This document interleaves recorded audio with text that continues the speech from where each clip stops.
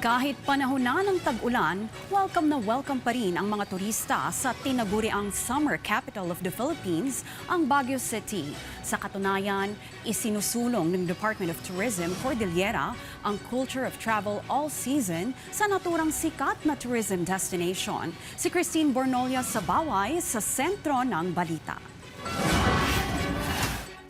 Tuwing tag-ulan, bumababa ang bilang ng mga turistang bumibisita sa Baguio City. Ayon yan sa Department of Tourism Cordillera.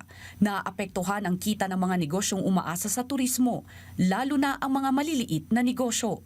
Upang matugunan ito, isinusulong ng DOT Cordillera ang kampanyang Culture of Travel All Season. Layunin nitong hikayati ng mga turista at bisita na maglakbay at mamasyal sa Baguio City sa buong taon, kabilang na ang panahon ng tag-ulan. Nag-umpisa na here in Cordillera, nag-umpisa na ang rainy season natin. And sometimes, yung mga travelers natin would think na walang masyadong opportunities when it's rainy season. No?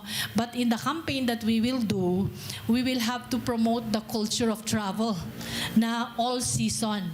Na wala yung sinasabing umulan kasi walang magawa. When you come to Baguio, walang magawa. Makakatulong nila ang kampanyang ito upang mapanatili ang tuloy-tuloy na pag-unlad ng industriya ng turismo sa rehiyon sa mga negosyanteng umaasa sa pagdagsa ng mga turista at bisita.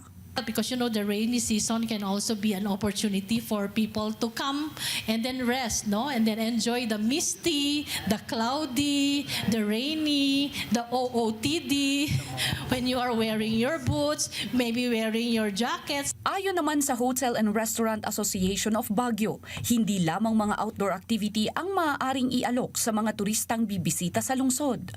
We deploy our packages, a different experience for our visitors during the rainy season. So you'll be expecting a lot of promotions from our member hotels and accommodation about indoor activities, wellness activities. Kaya naman hinihikayat ang mga turista at bisita na huwag magdalawang isip na bumisita at mamasyal sa Baguio City, kahit na sa panahon ng tag-ulan.